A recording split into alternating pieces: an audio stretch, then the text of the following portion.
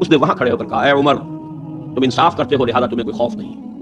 ہمارے بادشاہ ظلم کرتے ہیں، ان کی جان کانپتی رہتی ہے، اونچی اونچی فصیلوں کے پیچھے بھی وہ لرزتے رہتے ہیں، انہیں باڈی گارڈز کی ضرورت ہے، ان کے لیے تو طرح طرح کی حفاظتوں کا سامان. یہ تھا نظام جو محمد عربی نے دیا صلی اللہ علیہ وسلم کہ اسلام کی اصل تعلیمات پر جو پردے دور ملوکیت میں پڑ گئے تھے. اسلام کی اصل تعلیمات تو دور خلافت راشدہ کی تھی. اسلام کا آئیڈیل نظام تو وہ تھا کہ دور فاروقی میں سفیر آیا ہے ایران کا، اس نے پوچھا اے نا ملککم، تمہارا بادشاہ کہاں؟ اسے جواب ملا لیسا لنا ملکن بل لنا امیرون، ہمارا کوئی بادشاہ نہیں ہے، ہمارا کوئی امیر ہے، امیر المومنین ہے ہمارا. بھائی وہ کہاں ہے؟ کوئی محل نظر نہیں آ رہا ہے چھوٹی سی بستی کے اندر. وہ ہمارے فاروق رہتا کہاں ہے جس کے نام سے تھرا رہے ہیں شہنشاہوں کے ایوان، لذا داری ہے جس کے نام سے، رہتا کہاں؟ بتایا گیا کہ بیت المال کے کچھ اونٹ گم ہو گئے تھے، ہمارا وہ خلیفہ ان کو تلاش کرنے باہر گیا ہوا. وہ کسی کو ساتھ لے کر گیا ہوگا کہ پہچان تو سکے. تو دیکھا کہ تھک گئے تھے حضرت عمر فاروق، صبح سے تلاش میں تھے، اونٹ نہیں ملے، تھک گئے، دھوپ تیز ہو گئی، تو ایک جھاڑی کے ذرا سائے میں استراحت فرما رہے ہیں، اپنا کوڑا اپنے سر کے نیچے رکھ کر. اس نے وہاں کھڑے ہو کر کہا، اے عمر تم انصاف کرتے ہو لہذا تمہیں کوئی خوف نہیں. ہمارے بادشاہ ظلم کرتے ہیں، ان کی جان کانپتی رہتی ہے، اونچی اونچی فصیلوں کے پیچھے بھی وہ لرزتے رہتے ہیں، انہیں باڈی گارڈز کی ضرورت ہے، ان کے لیے تو طرح طرح کی حفاظتوں کا سامان. یہ تھا نظام جو محمد عربی نے دیا صلی اللہ علیہ وسلم. دور ملوکیت میں تو پھر وہی ایوان سجے، وہی محل بنے، وہی چہیتی بیویوں کے لیے کروڑوں روپے کے مقبرے تعمیر ہوئے، محل بنے. جا کر دیکھ لیجیے الحمرا، دیکھ لیجیے جا کر محل. اب وہ محل ہے لا یرا الا مساکنہم، وہ مسکن اور محل نظر آ رہے ہیں، ان میں رہ بسنے والوں کا نام و نشان مل گیا. لیکن یہ کہ دور بنو امیہ میں تو پھر بھی ابھی اس طرح کے محل نہیں بنے تھے. دور بنو عباس میں آ کر تو ملوکیت جو ہے اپنی پوری شدت کے ساتھ اور پوری تمام شان و شوکت کے ساتھ دوبارہ جو ہے ظاہر ہوئی. تو یہ اسلام کی تعلیم پر جو پردے پڑے ہیں، جو سرمایہ داری پھر آ گئی، جاگیرداری پھر آ گئی، بہانوں سے سود کو جائز کیا گیا، بیع معجل کے حوالے سے ہی سود کے لیے راستے کھول دیے گئے، یہ سارے جاگیریں دی جا رہی ہیں، یہ سارا کا سارا نظام آ گیا. ظاہر بات ہے جسے سعودی ماڈل درکار نہیں، جسے ایرانی ماڈل منظور نہیں، وہ اس ماڈل کو کیسے پسند کرے؟ ماڈل تو اگر چاہیے تو وہ تو خلافت راشدہ کا، اس کا کوئی عملی نمونہ دنیا میں آج نہیں. تو اقبال نے یہ کہا تھا کہ اگر ایسا ہو گیا، کاش کہ ایسا ہو جائے، تو ہمیں ایک موقع مل جائے گا کہ اسلام کی تعلیمات پر جو پردے دور ملوکیت میں پڑ گئے تھے انہیں ہٹا کر اسلام کے اصل رخ روشن دنیا کو دکھائیں. یہی بات قائد اعظم نے کہی تھی. ہمیں پاکستان اس لیے مطلوب ہے کہ عہد حاضر میں اسلام کے اصول حریت و اخوت و مساوات کا ایک نمونہ دنیا کے سامنے پیش کر سکے. یہ بات دوسری ہے، 45 برس بیت گئے شمسی حساب سے اور 46.5 برس بیت چکے ہیں قمری حساب سے، ابھی تو کہیں وہ مساوات اور حریت اور اخوت کہیں نظر نہیں آ رہی. وہ تو ایک قوم بھی کئی قومیتوں میں بٹ گئی، لسانی اور علاقائی اور صوبائی عصبیتوں کا دور ہے. ڈھونڈ اب اس کو چراغ رخ زیبا لے کر، وہ ایک قوم جو ہندوؤں کے مقابلے میں ایک قوم بن گئی تھی، اب تو وہ تحلیل ہو چکی، اس کا کوئی وجود ہی نہیں. میں بہرحال اس مرثیے پر زیادہ مقصد نہیں کرنا چاہتا. اس وقت عرض یہ کرنا ہے، آج کے انسان کی اصل ضرورت ایک ماڈل. زبانی کلامی بات کوئی قبول نہیں کرے گا. خلافت راشدہ کی مدح کریں گے، وہ کہیں گے پدرم سلطان بود تو راجے تم کیا ہو، اپنی شکل دیکھو، تم کیا، تم تو ہم سے بدتر ہو، تمہارے ہاں ڈسکریمنیشن، سید زیادہ تو سید زیادہ ہے، اونچائی ہے، اخلاق کا کتنا ہی پست ہو، اور یہ مسلی یہ تو ہے ہی نیچ، چاہے اخلاق اور کردار میں کتنا ہی اونچا ہو جائے. جو تو سید بھی ہو، مرزا بھی ہو، افغان بھی ہو، تم سبھی کچھ بتاؤ تو مسلمان بھی ہو. تمہارا تمدن، تمہاری تہذیب، تمہارا نظام بدترین نظام. بڑے پیارے اشعار کہے علامہ اقبال نے، کہلوائے تو ہے ابلیس کی زبان سے، اصل میں اس کے پردے میں پیغام اپنا دیا ہے. اور ان کی یہ نظم جو ہے ابلیس کی مجلس سے شورا، ان کے انتقال کے بعد چھپی ہے، یہ آخری دور ہے ان کا.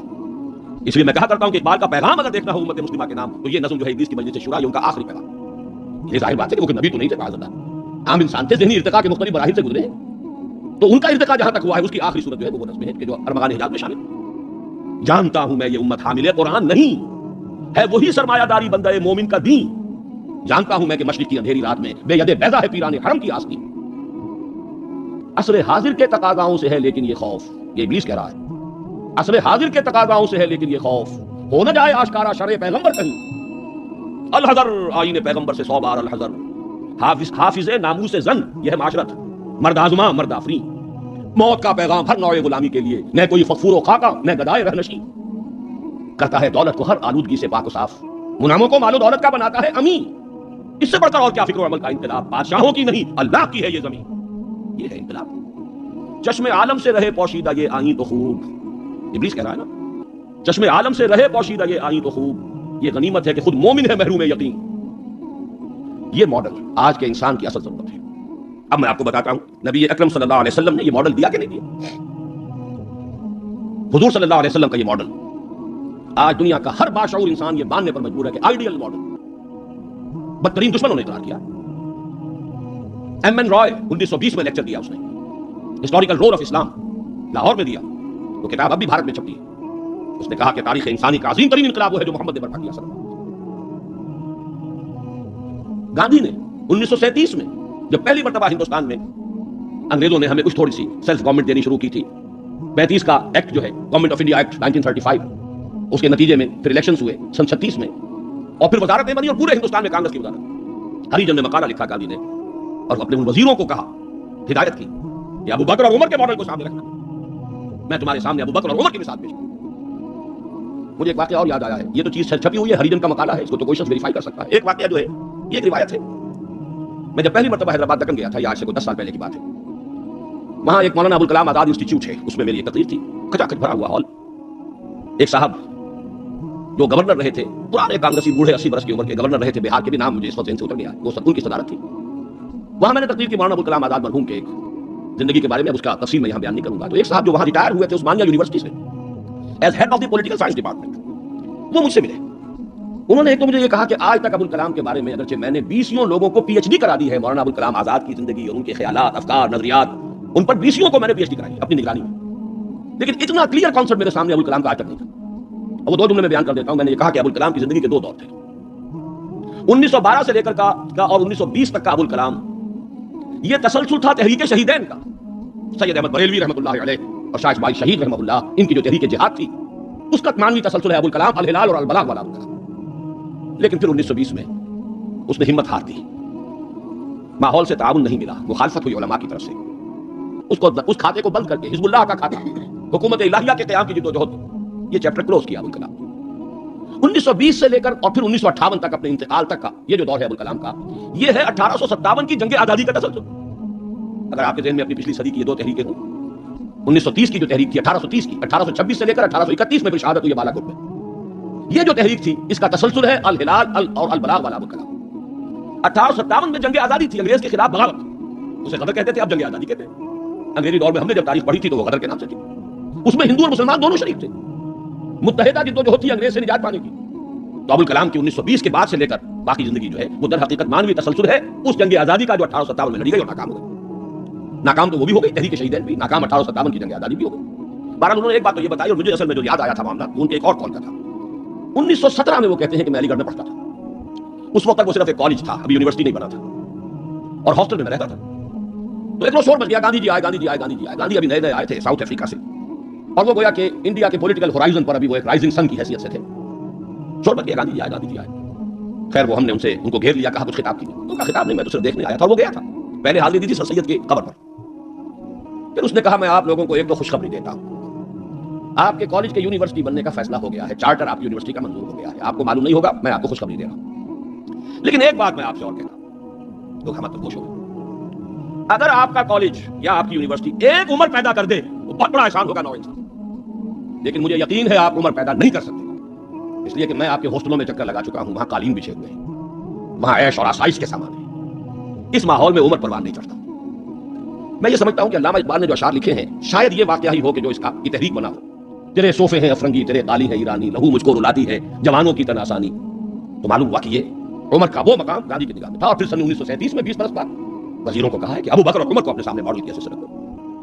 ایچ جی ویلز نے کہا ہے اگرچہ حضور کی ذاتی زندگی پر، خاص طور پر ازدواجی زندگی پر بڑے رقیق حملے کیے، لیکن پھر اس نے جب حجۃ الوداع کے ذکر پر آتا ہے concise history of the world میں، اس کا پرانا آپ کو کوئی ایڈیشن تلاش کرنا ہوگا، نئے ایڈیشن میں سے یہ پیسیجز نکال دیے ہیں نئے ایڈیٹرز نے، لیکن یہاں کی یونیورسٹی سے میں نے نکلوا کر ایک دفعہ ویریفائی کیا تھا، کیونکہ مجھے تو بہت پرانے یہ الفاظ یاد تھے، لیکن پھر میں نے انہیں تازہ کیا کراچی یونیورسٹی کی لائبریری سے۔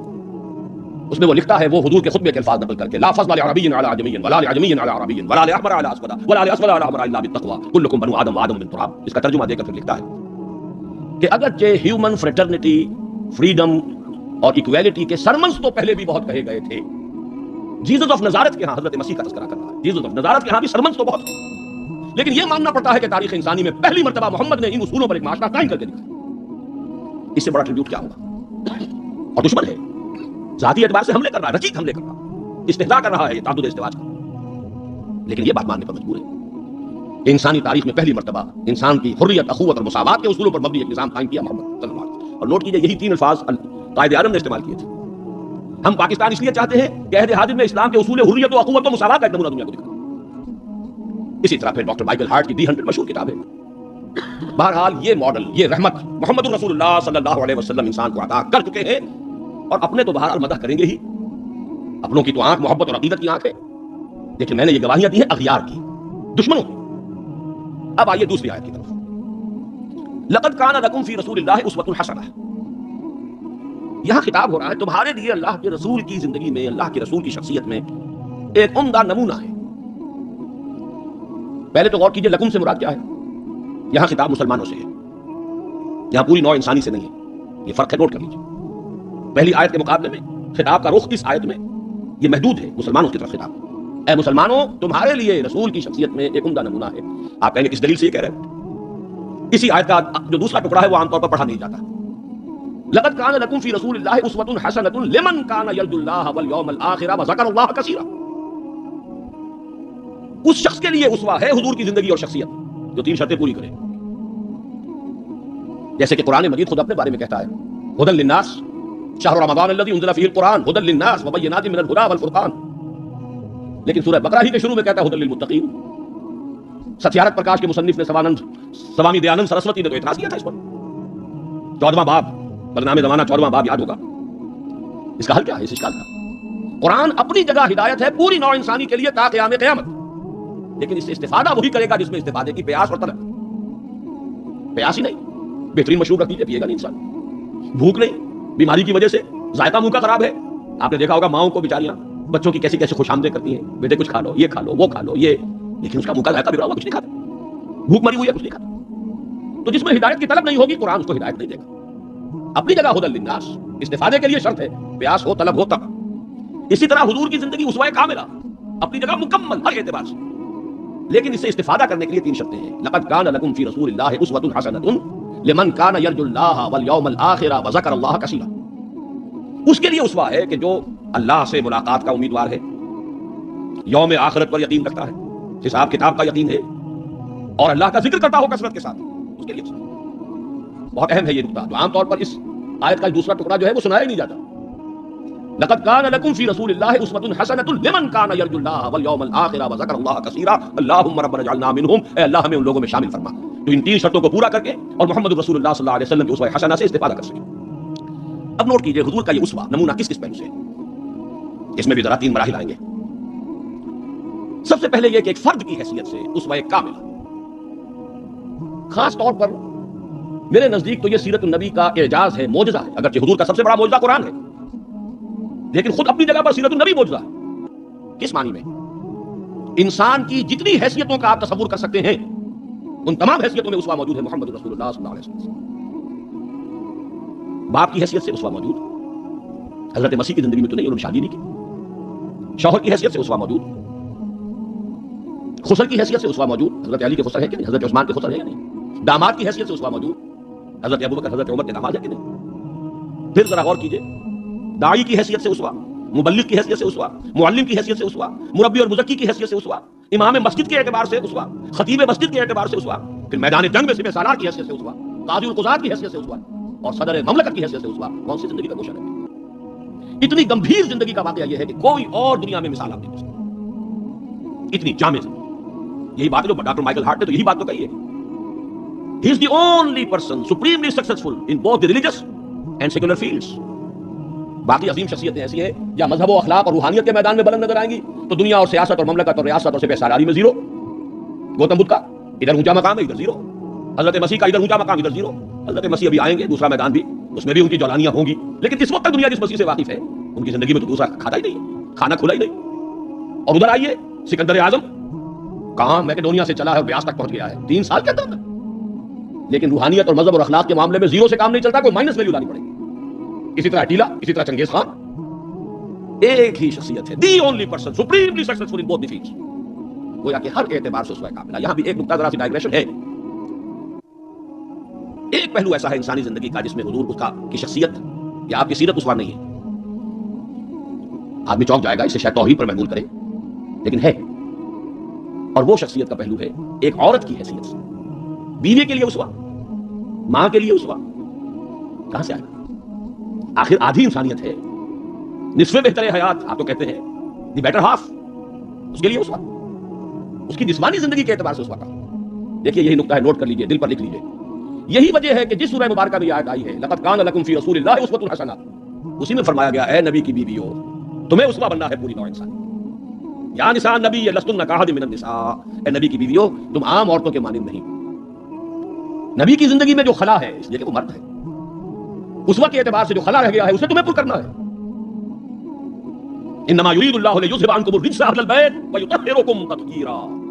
اللہ چاہتا ہے کہ تم سے ہر طرح کی گندگی آلائش کو خوب دھو کر پاک کر دے. تطہیر جتنا کہ تطہیر کا حق ہے بتمام و کمال تمہاری شخصیتوں میں پورا ہو جائے، اس لیے کہ تم پوری امت کے لیے، نوع انسانی کے لیے اسوہ کی وہ کمی کہ جو سیرت محمدی میں ہے صلی اللہ علیہ وسلم، اس خلا کو پر کرنے والی بنو گی. بہرحال انفرادی حیثیت میں گمبھیر ترین اسوہ حضور کی زندگی میں موجود. اسی کا ایک رخ اور بھی ہے انفرادی زندگی کا، اور وہ ہے اخلاقیات. حضور کا اپنا قول ہے انما بعثت لاتمم مکارم الاخلاق، مجھے اس لیے بھیجا گیا ہے، مبعوث کیا گیا ہوں تاکہ اخلاق کی بہترین جو بلندیاں ہیں ان کی تکمیل کروں، اتمام کروں. اس کا مفہوم کیا ہے اس کو سمجھ لیجیے. علیحدہ علیحدہ انڈیویجول ایتھیکل ویلیوز، اخلاقی قدریں مختلف انبیاء کی زندگی میں اپنے نقطۂ عروج کو پہنچ چکی ہیں. صبر میں حضرت ایوب سے آگے کس کا مقام ہوگا؟ ان کے تو نام کا جز ہے ایوب صابر، محاورہ ہے صبر ایوب. تسلیم میں حضرت اسماعیل سے آگے کون جائے گا جو گردن رکھ رہا ہے باجان چلائیے چھوڑیے. ستجدنی انشاءاللہ من الصابرین، سر تسلیم خم ہے جو مزاج یار میں آئے، اس سے کوئی اونچا مقام ہوگا؟ استقامت میں حضرت نوح سے آگے کوئی جا سکتا ہے؟ 950 برس کس پر آئے؟ 950 برس. فلبث فیہم الف سنۃ الا 50 عاما. دعوت اور تبلیغ میں استقامت سے اس سے آگے تو کوئی مقام ممکن نہیں. غیرت اور حمیت اور جلال دین کے لیے حضرت موسیٰ سے آگے کون جائے گا؟ زہد اور لذات دنیا سے کنارہ کشی میں حضرت مسیح اور حضرت یحییٰ سے آگے کون سا مقام؟ اب کمی کون سی تھی؟ یہ ہے بات سوچنے کی. پھر اتمام کس کا کیا حضور؟ یہ اتمام ہے جامعیت کا اتمام. ان تمام اقدار کو جمع کر کے ایک بہترین گلدستہ توازن اعتدال کے ساتھ ان سب کو ایک شخصیت میں جمع کر دینا، یہ ہے وہ اتمامی اور تکمیلی شان جو محمد رسول اللہ صلی اللہ علیہ وسلم کی ہے اس میدان میں. زہد بھی ہے لیکن ازواج مطہرات بھی ہے، نکاح بھی ہے. وہ زہد نہیں ہے کہ جو رہبانیت والا زہد ہے. حضرت عائشہ کی شہادت ہے کہ حضور بیٹھے ہوتے تھے ہمارے مابین اور پیار اور محبت کی باتیں ہوتی تھیں. وہ ظاہر خوش کا معاملہ نہیں تھا حضور کا. حضور نے خود فرمایا مجھے تمہاری اس دنیا سے 3 ہی چیزیں پسند ہیں، ان میں سے ایک عورت کا ذکر کیا. کوئی حجاب نہیں، جو فطرت ہے جو اللہ نے بنائی ہے. بھرپور آئلی زندگی پسند کی ہے اور بہت محبت کرنے والے اور محبت دینے والے شوہر تھے محمد صلی اللہ علیہ وسلم. لیکن جیسے ہی اذان کی آواز آتی تھی ایسے اٹھ کر چلے جاتے تھے کہ جیسے ہم سے کوئی تعلق ہی نہیں، سروکار ہی نہیں، ہم سے واقف ہی نہیں کہ ہم کون. یہ ہے وہ درمیانے قارے دریا تختہ بندم کر دئی بازمی گوئی کے دامن ترمک روشیات باش. اچھا دیکھیے یاد آ گیا ہے آپ کی بھی طبیعت اس وقت جو ہے میں تو دیکھ رہا ہوں آمادگی ہے، وقت کچھ زیادہ بھی صرف ہو جائے تو کوئی حرج نہیں. رجم کا ایک واقعہ ہو رہا ہے حضرت مسیح کی زندگی میں. وہ میری مگدلین پڑھا ہوگا آپ نے، زانیہ تھی، جرم ثابت ہو گیا، اسے رجم کرنے کے لیے لے کے جا رہے تھے. شور مچا ہوا تھا، حضرت مسیح بھی گزر رہے تھے. کیا معاملہ ہے؟ یہ ہے. فرمایا ٹھیک ہے چلو، خود بھی چلے. اب جب اسے باندھ دیا گیا اب کھڑے ہو کے فرمایا ٹھیک ہے قانون ہے رجم کا اور یہ شریعت موسوی کا حکم ہے، رجم ہونا چاہیے، لیکن اس کو پہلا پتھر وہ مارے جس نے خود کبھی زنا نہ کیا. میں کہتا ہوں حیرت ناک بات ہے یہ کہ اتنی شرافت ان لوگوں میں تھی کہ ایک ایک جو ہے وہاں سے کھسکنا شروع ہو گیا، مجمع چھپ گیا. یہ ایک رخ ہے زندگی کا. حضور کی شخصیت میں اب آپ کو 2 رخ جمع ملیں گے. وہ غامدیہ خاتون آئی ہے، اس نے کہا حضور مجھ سے وہ خطا ہو گئی ہے، مجھے پاک کر دیں. حضور نے پوچھا کہ کہیں کوئی حمل تو نہیں ہے؟ جی حمل بھی ہے. تو جاؤ، جرم تمہارا ہے، اس جان کا کیا جرم ہے جو تمہارے پیٹ میں ہے؟ وضع حمل کے بعد. اب آئی ہے وہ وضع حمل کے بعد، بچہ گود میں ہے. حضور وہ مرحلہ طے ہو گیا، مجھے پاک کر دیجیے، رجم کر دیجیے، میں پاک ہو جاؤں. دنیا کی سزا میں دوں گی، آخرت میں اللہ مجھے بچا. فرمایا ابھی تو اس بچے کی زندگی تمہارے ساتھ وابستہ ہے، جاؤ دودھ پلاؤ. کچھ دنوں کے بعد پھر آئی ہے، بچے کے ہاتھ میں روٹی کا ٹکڑا ہے، کھا رہا ہے. فرمایا ہاں ٹھیک ہے لے جاؤ اس کو رجم کر دو، اللہ کا حکم ہے. لا تاخذکم رافۃ فی دین اللہ ولا تاخذکم بہما رافۃ فی دین اللہ. اللہ کا حکم ہے، کرنا ہوگا، چاہے اپنے سینے پر پتھر رکھنا پڑے، رجم کرنا. لیکن جب رجم ہو گیا ہے وہ خاتون جو ہے ان کا انتقال ہو گیا، کسی کی زبان سے نکل گیا کتنی بے حیا عورت تھی، حضور نے ڈانٹ دیا. نہیں، اس عورت نے وہ توبہ کی ہے کہ اگر تمام مدینے والوں پر تقسیم کر دی جائے تو سب کی نجات کا ذریعہ بن جائے. یہ توازن ہے. حکم رب کا نفاذ بھی ہے، اس میں اپنی ذاتی شفقت کو آڑے نہیں آنے دینا ہے. لیکن یہ نہیں ہے کہ اس سے کوئی سوء ظن ہو. مریض سے دشمنی نہیں ہوتی، مرض سے دشمنی ہوتی. مریض سے تو ہمدردی ہوتی، اور اس نے تو وہ توبہ کی ہے. بہرحال انفرادی سطح پر میں نے ایک عرض کیا کہ اسوہ محمدی کی جامعیت کبریٰ. نمبر 2 اخلاقی میدان میں تکمیل، یعنی تمام جتنی اخلاقی اقدار ہیں بلند اور اعلیٰ ان کا مجموعہ حسین گلدستہ جس میں ہر شے اپنے اپنے مقام پر صحیح توازن اور اعتدال کے ساتھ ہے. یہ ہے خاص معاملہ محمد رسول اللہ صلی اللہ علیہ وسلم. دوسرا اسوہ حضور کا وہ میں بیان کر چکا، ایک ماڈل پیش کر دیا. نوع انسانی کے لیے ایک ماڈل، وہ نظام قائم کیا. کس نے کیا؟ محمد رسول اللہ نے کیا صلی اللہ علیہ وسلم. اگر یہ نوٹ کر لیجئے کہ اس ماڈل کا جو اصل ہے دور وہ ہے دور فاروقی. یہاں بھی کہیں آپ یہ نہ کہیں توہین کر رہا، دور نبوی نہیں ہے اس کا ماڈل. کیوں؟ حضور کی حیات طیبہ میں تو ابھی انقلابی عمل جاری تھا، ریولوشنری پروسیس تھا اپنے پورے جوبن کے اوپر. نظام قائم ہوا اور آپ کا انتقال ہو گیا، بلکہ آپ نے خود چوز کیا. اللہم فی الرفیق الاعلی، اے اللہ بس میرا کام پورا ہو گیا، اب میں مزید یہاں رہنے کو تیار نہیں. خود خطبہ دیا آپ نے. بلکہ اسے اگر سوء ادب نہ سمجھا جائے تو میرے دل میں تو ایک بات ہے کہ اگر حضور کے قدموں میں اللہ نے پہنچا دیا، میدان قیامت میں یا عالم آخرت میں تو شکوہ کروں گا کہ حضور آپ نے جلدی کی. ابھی جو عرب ایمان لائے تھے یدخلون فی دین اللہ افواجا، ابھی ان کی کچھ اور تربیت آپ فرماتے، کچھ اور دن آپ دنیا میں قیام فرماتے. چوائس ہوتا ہے نبی کا، یہ تو حضور کی حدیث ہے. انبیاء کا معاملہ خاص ہے کہ جب وقت آ جاتا ہے اس وقت انہیں چوائس دے دیا جاتا ہے. ابھی مزید رہنا چاہتے ہیں تو رہیے، اور اگر واپس آنا چاہتے ہیں تو ٹھیک ہے، آپ کا وہ وقت جو ہے ہو چکا. اسی پر تو حضور نے فرمایا تھا مرض وفات میں جب ذرا سا وقفہ ہوا ہے اور افاقہ ہوا ہے. حضرت ابوبکر نماز پڑھا رہے تھے مسجد نبوی میں، اور حضور پھر اپنے اس افاقے کی وجہ سے حضرت علی اور حضرت عباس رضی اللہ تعالیٰ عنہما کے کندھوں پر اپنا ایک ایک ہاتھ دست مبارک رکھ کر مسجد میں تشریف لائے. حضرت ابوبکر ہٹنے لگے پیچھے. جب آپ امامت فرمایا، آپ نے اشارے سے کہا نہیں تم امامت کرو. حضرت ابوبکر کے پہلو میں بیٹھ گئے، کھڑے نہیں رہ سکے. اب آپ نماز پڑھ رہے تھے، حضرت ابوبکر آپ کی ابتدا کر رہے تھے اور باقی پوری جماعت حضرت ابوبکر کی ابتدا کر رہی. یہ خاص نماز ہے، یہ ایک ہی نماز ہے بس جو اس رنگ میں پڑھی گئی. اس نماز کے بعد آپ نے خطبہ دیا. اللہ نے اپنے ایک بندے کو یہ اختیار دیا ہے، چاہے وہ دنیا میں رہے اور چاہے وہ واپس آ جائے، بندے نے اللہ کی طرف لوٹنے کو قبول کر لیا. حضرت ابوبکر رو پڑے. باقی صحابہ نہیں سمجھے کہ یہ تو ایک خاص بات کہی جا رہی ہے، کسی اور کی حکایت ہے، کیا ہے. حضرت ابوبکر رو پڑے، سمجھ گئے کہ معاملہ کیا ہے. اب آپ نے فیصلہ کر لیا. بہرحال میں یہ کر رہا تھا کہ حضور کی حیات طیبہ بہت گمبھیر انقلابی عمل ہے جو اس کے اندر چھایا ہوا ہے. اس میں پھر ابھی اس نظام کی برکات جو ہے وہ نمایاں نہیں ہے، موجود ہے، نمایاں نہیں ہے. اسی طرح حضرت ابوبکر کے کل 2.25 سال، اور وہ بھی جس انقلاب کی تکمیل حضور نے کر دی تھی، اس کے خلاف جو کاؤنٹر ریولوشنری موومنٹس اٹھی ہیں ان کو کم کرنے میں سارا وقت صرف ہو گیا. مسلمہ کذاب اٹھ کھڑا ہوا ہے، فلاں جو ہے یہ نبیہ بن کر دعوے دار بن کر کھڑی ہو گئی ہے، اس نبی اور نبیہ کا نکاح بھی ہو گیا ہے. ایک طوفان. منکرین زکات کھڑے ہو گئے ہیں. اور شاید آپ نے کبھی نوٹ نہ کیا ہو، نوٹ کر لیجئے، یہ سورت تو آپ پڑھتے ہی ہیں، اذا جاء نصر اللہ والفتح ورأیت الناس يدخلون فی دین اللہ افواجا. لیکن یہ کہ اس کی ایک برعکس تصویر بھی ہے، وہ دیکھ لیجئے کہ حضور کے انتقال کے بعد وہ جو فوج در فوج آئے تھے، فوج در فوج نکل بھی گئے تھے. یخرجون من دین اللہ افواجا. اور دارالاسلام جو ہے وہ صرف مدینہ تک محدود ہو کر رہ گیا. حضرت ابوبکر کی فضیلت جو ہے در حقیقت اسی سے ظاہر ہوتی ہے. With an iron fist and with an iron will, جس طرح آپ نے مقابلہ کیا اور کرش کر دیا ہے تمام جو بھی قوتیں اٹھی. حضرت عمر تک گھبرا رہے ہیں، مشورہ دے رہے ہیں کہ دیکھیے ایک دم 3 محاذ نہ کھول لیجیے، حالات بڑے خراب ہیں، بڑے نازک ہیں. آپ نہ تو جیش اسامہ کو روک رہے ہیں، ٹھیک ہے، آپ کا کہنا ہے کہ جس لشکر کا عالم جو ہے حضور نے عطا کر دیا ہو، میں کیسے اس لشکر کو روکوں. پھر آپ مدعیان نبوت کے خلاف بھی لشکر بھیج رہے ہیں، وہ بھی سمجھ میں آتا ہے، وہ تو کافر ہو گئے، مرتد ہو گئے، لازماً ان کے خلاف تو جہاد کرنا ہے. لیکن کم سے کم ان زکات کا انکار کرنے والوں کے معاملے میں سوچیے، نرمی کیجیے، تیسرا محاذ نہ کھولیے.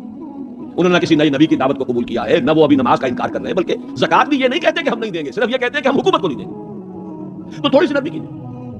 حضرت عمر کو ڈانٹ پلائی حضرت ابوبکر نے، اے عمر تم دور جاہلیت میں تو بڑے سخت تھے اور بڑے ہمت والے تھے، اسلام میں آ کر کمزور ہو گئے. اور پھر وہ تاریخی الفاظ کہے ہیں، ایبدل الدین وانا حی، کیا دین کے اندر ترمیم ہوگی جبکہ میں ابھی زندہ ہوں؟ میری زندگی میں دین میں ترمیم نہیں ہے. خدا کی قسم اگر کسی اور نے میرے ساتھ نہ دیا تلے تنہا جاؤں گا اور ایمان زکات سے جہاد کروں. یہ آئرن ول اور آئرن فسٹ ابو بکر رقیق القلب نحیف الجثہ انسان. لہذا اس 2.25 سال میں بھی اصل جو برکات ہیں ان کا ظہور نہیں ہو پا رہا. اصل میں جسے انگریزی میں آپ کہتے ہیں للی ان بلوم، یہ گلاب کا پھول پوری طرح کھل کر جو سامنے آیا ہے وہ دور فاروقی ہے رضی اللہ تعالیٰ عنہ. اس کی وہ شانیں ہیں. وہ سفیر کا واقعہ سنا چکا ہوں. حریت کا معاملہ دیکھیے کہ سعد ابن ابی وقاص کے بارے میں پرچہ نویس نے اطلاع دی ہے ایران سے. گورنر ہے ایران کے حضرت سعد ابن وقاص، اور گورنر اس لیے ہے کہ خود فاتح ایران ہے. یہ ریوڑیوں کی طرح بٹی ہوئی گورنریاں نہیں ہے کہ اس کو دے دو اس کو دے دو، جس کو چاہو دے دو. خود فاتح ایران سعد ابن ابی وقاص. اور آدمی کون ہے وہ؟ ایک ہی انسان ہے جس کے بارے میں حضور نے فرمایا، اے سعد تم پر میرے ماں باپ قربان. غزوہ احد میں جب لڑزہ کیا ہے کفار نے اور حضور کو شہید کرنے کے لیے سرتوڑ کوشش کی ہے، اس وقت تیر اندازی کر رہے تھے حضرت سعد ابن ابی وقاص رضی اللہ تعالیٰ لقی عشرہ مبشرہ. اس وقت حضور نے کہا تھا تیر چلائے جاؤ اے سعد، تم پر میرے ماں باپ قربان. وہ سعد ہے کہ پرچہ نویس نے اطلاع دی ہے کہ سعد نے اپنے گھر کے باہر ایک ڈیوڑی بنا لی ہے، دربان کھڑا کر دیا ہے. حضرت بلال کو بھیجا ہے، خط میں ڈانٹ دی ہے، لیکن بلال کو حکم تھا کہ پہلے جا کر ڈیوڑی کو آگ لگا دینا، پھر یہ خط دینا سعد کو. نے آگ لگائی ہے، پھر جا کر یہ خط دیا ہے. خط میں لکھا ہے، سعد لوگوں کو ان کی ماں نے آزاد جنا تھا، تم نے انہیں اپنا غلام کرتے بنا دیا. حریت کا اس سے اونچا تصور کوئی ہوگا؟ ایک عورت ٹوک رہی ہے، عمر جی محمد عورت تھی، یہ کیا تم نے حکم نافذ کیا ہے کہ مہر اس سے زیادہ نہیں ہوگا؟ ہمارے جس حق پر اللہ نے کوئی حد نہیں لگائی، تم کون ہو جو حد لگانے والے؟ قرآن کی آیت ہے، بات ہے تم احداہن قنطارا، تم نے اگر اپنی کسی بیوی کو ڈھیروں دیا ہو سونا کبھی واپس نہیں لے سکتے. جب قرآن نے ڈھیروں سونے تک کی اجازت دی ہے، تم کون ہو جو اس کے اندر ترمیم کرنے والے؟ عمر وہی کہتے ہیں، آج ایک بڑھیا نے عمر کو دین سکھایا اور آرڈیننس واپس. حریت، احتساب، تنقید، مساوات. اگر یہ کچھ چڑیاؤں کے نام ہیں، ہمارے لیے تو یہ چڑیاں ہیں، ان کا ہے، صرف شکلیں ہیں، نام ہے، حقیقت کہیں نہیں. ان تمام چیزوں کی بتمام و کمال حقیقت دیکھنی ہو تو حضرت فاروق کا نام ہے. بیت المقدس کا سفر کر رہے ہیں اور ایک اونٹ تقریباً 700 میل کا سفر ہے. کوئی نجی سفر نہیں ہے، کوئی انٹوریج نہیں ہے، کوئی 250-300-400 آدمی ساتھ نہیں ہے، کوئی پورا بوئنگ 747 نہیں لے جایا گیا عمرے کے لیے. ایک اونٹ، ایک خادم. اسی اونٹ پر راشن بھی ہے، لہذا بیک وقت 2 آدمی نہیں بیٹھ سکتے، ایک ہی آدمی سواری کر سکتا. ایک منزل میں خلیفہ وقت اوپر بیٹھے ہیں اور خادم نکیل پکڑ کر آگے چل رہا ہے. اگلی منزل میں خادم اوپر بیٹھا ہے اور خلیفہ وقت نکیل پکڑ کر چل رہا ہے. اور آخری وقت میں باری اتفاقاً آ گئی خادم کی. اس نے ہاتھ جوڑ دیا کہ خدا کے لیے لوگ کیا کہیں گے، میرے سر ہو جائیں گے. فرمایا نہیں، دور رک، نہیں، باری تمہاری. اور اس محاذ پر تھے کون کمانڈر؟ ابو عبیدہ بن الجراح رضی اللہ تعالی عنہ، امین هذه الامہ. جب غلغلہ ہوا، آ گئے عمر، تشریف لے آیا. وہ آئے ہیں استقبال کے لیے، دیکھا کپڑے سخت میلے، ننگے پاؤں، درمیان میں کہیں کیچڑ آیا تھا، پیدل چل کے آ رہے تھے تو جوتے بھی ہاتھ میں لے لیے تھے. کہا یہ آپ کیا کر رہے ہیں، اپنا حلیہ کوئی درست کیجئے، یہ بڑا متمدن ملک ہے، بڑے مہذب لوگ ہیں یہ شام کے لوگ، کیا کہیں گے. ڈانٹ پلائی ہے حضرت ابو عبیدہ کو بھی. نحن قوم اعزنا اللہ بالاسلام. اے ابو عبیدہ کیا ہو گیا تمہیں، ہم وہ لوگ ہیں کہ ہمیں جو عزت اللہ نے دی ہے وہ اسلام سے دی ہے، کپڑوں سے نہیں دی. واقعہ یہ ہے کہ یہ ہے وہ heights by great men reached and kept. یہ مثالیں ہیں، یہ آئیڈیل ہے، یہ اسوا ہے. اور اس میں کمال عمر کا نہیں ہے، کمال محمد رسول اللہ کا ہے صلی اللہ علیہ وسلم. درخت اپنے پھل سے پہچانا جاتا ہے، عمر تو درخت کا پھل ہے، ابو بکر اس درخت کے پھل ہیں، صحابہ کرام اس شجرہ طیبہ کے برگ و بار ہیں. اسوا تو محمد کا ہے صلی اللہ علیہ وسلم. لیکن اب آگے آئیے، اسوے کی تیسرا حصہ ہے اسوا کا. اور یہ نوٹ کر لیجئے، جس مقام پر یہ آیت وارد ہوئی ہے سورہ احزاب میں، پہلے تو میں نے آپ کو بتایا سورہ احزاب ہی میں وہ آیت لی ہے جس میں اسوا خواتین کے لیے حضور کے ازواج مطہرات. لیکن یہ آیت کہاں آئی ہے پرٹیکولرلی؟ وہ ہے غزوہ احزاب، جنگ کا مرحلہ. یہ جنگ کس لیے لڑی جا رہی تھی؟ غلبہ دین کے لیے، لیظہرہ علی الدین کلہ. چھاپڑا صاحب سے آپ نے وہ سورہ صف کی آیات سن لی ہیں، کاش کہ وہ ایک آیت اور شامل کر دیتے اس سے پہلے، اس لیے کہ اس وقت کا جو دنیا کا نقشہ ہے وہ اس آیت میں. یریدون لیطفئوا نور اللہ بافواہہم. یہ چاہتے ہیں کہ اللہ کے نور کو، اللہ کے اس نور کو اپنے منہ کی پھونکوں سے بجھا دیں. واللہ متم نورہ ولو کرہ الکافرون. اور اللہ تو اپنے نور کا اتمام فرما کر رہے گا چاہے کافروں کو کتنا ہی ناگوار ہو. هو الذی ارسل رسولہ بالہدی ودین الحق لیظہرہ علی الدین کلہ ولو کرہ المشرکون. جس کا ترجمہ آپ سن چکے ہیں. وہ یہ اللہ جس نے بھیجا اپنے رسول کو الہدی اور دین حق دے کر تاکہ غالب کرے اس کے کل پہ کل دین پر، پورے کے پورے نظام زندگی پر، تمام کے تمام نظاموں پر، دینوں پر، چاہے مشرکوں کو کتنا ہی ناگوار ہو. اسی کے لیے جہاد کی پکار ہے. هل ادلکم علی تجارۃ تنجیکم من عذاب الیم تؤمنون باللہ ورسولہ وتجاہدون فی سبیل اللہ باموالکم وانفسکم. اسی کے لیے قتال کی ترغیب ہے، یہ اس پہلے حصے میں ہے. ان اللہ یحب الذین یقاتلون فی سبیلہ صفا کانہم بنیان مرصوص. تو حضور کا ایک اسوہ تو پوری نوع انسانی کے لیے ہے، وہ ماڈل جو آپ نے دکھا دیا، قائم کر کے نظام کی ایک مثال دنیا کے سامنے پیش کر دی. یہ ممکن ہے، قائم ہو سکتا ہے، یہ کہانی نہیں ہے، یہ تو تاریخ کا نصف النہار ہے. 5000 برس قدیم بات ہوتی تو کہتے پتہ نہیں ڈھکوسلا ہے، ہوا بھی ہے کہ نہیں ہوا. یہ تو ہے ہسٹوریکل ایرا ہے، تاریخی حقائق ہیں، پوری دنیا مان رہی ہے. روز روشن نصف النہار پر سورج تاریخ کا ہے جبکہ محمد رسول اللہ صلی اللہ علیہ وسلم نے یہ ماڈل پیش کیا جس کا کہ اقرار اور اعتراف دشمن کر رہے ہیں. تو وہ اسوہ تو ہے پوری نوع انسانی کے لیے. میں نے آپ کو نوٹ کرایا تھا لقد کان لکم. وہ اسوہ جو اس امت کے لیے ہے وہ کون سا اسوہ ہے؟ وہ اسوہ ہے وہ طریقہ کار جس سے کہ آپ نے وہ انقلاب برپا کیا. کیسے قائم کیا؟ منہج کیا تھا، منہاج کیا تھا، طریقہ کار کیا تھا، پہلے کیا کیا تھا، پھر کیا کیا تھا، اگلا قدم اٹھایا تو کیوں اٹھایا، پہلے نہیں اٹھایا تو کیوں نہیں اٹھایا تھا. کیا سبب ہے کہ مکے میں حکم دیا جا رہا ہے چاہے تمہارے ٹکڑے اڑا دیے جائیں، تمہیں زندہ آگ کے اندر جلا دیا جائے، تب بھی تم ہاتھ نہیں اٹھاؤ گے. کفو ایدیکم، اپنے ہاتھ بندھے رکھو. نو ریٹیلیشن، نو ریونج، کوئی انتقام نہیں، کوئی قصاص نہیں. آئے گا وہ وقت جب تمہارے ہاتھ کھول دیے جائیں گے. نغمہ ہے بلبل شوریدہ تیرا خام، ابھی اپنے سینے میں اسے اور ذرا تھام، ابھی ابھی اپنے ہاتھ رو کے رکھو چاہے تمہارے جسم کے ٹکڑے. کیا وجہ، پھر کیا وجہ ہے؟ ہاتھ کھل گئے، کیوں کھل گئے؟ فیصلہ کن چیز کون سی تھی؟ ہاتھ بندھے ہوئے تھے تو کیوں بندھے ہوئے تھے؟ کھلے تو کیوں کھلے؟ کب کھلے؟ کس تبدیلی کی وجہ سے کھلے؟ کیا وجہ ہے کہ سن 6 میں صلح حدیبیہ کر رہے ہیں اور بظاہر گر کر اور دب کر رہے ہیں، ہر مسلمان کا خون کھول رہا ہے. حضرت عمر سے تو ضبط نہیں ہو سکا، ساری عمر پچھتاتے رہے کہ میں نے گستاخی کا معاملہ کیا تھا. تو جا کر حضور سے کہا تھا کیا ہم حق پر نہیں ہیں؟ فرمایا ہاں ہم حق پر ہیں. تو پھر ہم دب کر صلح کیوں کر رہے ہیں؟ فرمایا میں اللہ کا رسول ہوں، وہی کر رہا ہوں جس کا مجھے حکم ہے. یہی بات حضرت علی نے کی جب سہیل بن عمر نے کہا ہے کہ یہ معاہدہ جو لکھا جا رہا ہے صلح کی دستاویز، اس میں آپ کے نام کے ساتھ رسول اللہ کا لفظ نہیں ہوگا، اس لیے کہ دستاویز پر تو دونوں پارٹیز کے دستخط ہونے. اگر ہم آپ کو اللہ کا رسول ماننے تو جھگڑا کائے گا، پھر ہم تو نہیں مانتے کہ آپ اللہ کے رسول ہیں. یہ معاہدہ ہوگا محمد ابن عبداللہ اور قریش کے مابین. وہی مسکرا کر بات فرمائی، تم مانو یا نہ مانو میں اللہ کا رسول ہوں، لیکن اے علی مٹا دو جو یہ کہہ رہا ہے، مان لو کہ لکھ دو محمد ابن عبداللہ. اس کی حضور یہ میں نہیں کر سکتا.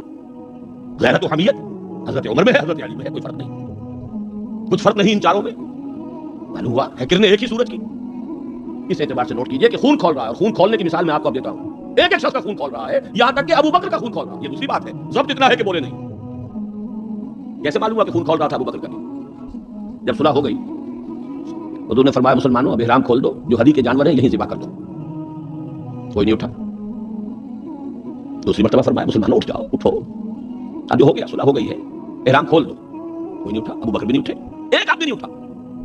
تیسری مرتبہ پھر کہا. حیران ہو گئے کہ یہ صحابہ کا یہ بات، حضور کا حکم. تو اس کی توجیہ ہے وہ میں بعد میں عرض کروں گا، لیکن پہلے واقعہ کیا اس کو سمجھیے. دل گرفتہ ہو کر حضور اپنے خیمے میں گئے، ناراض ہو کر دل گرفتہ.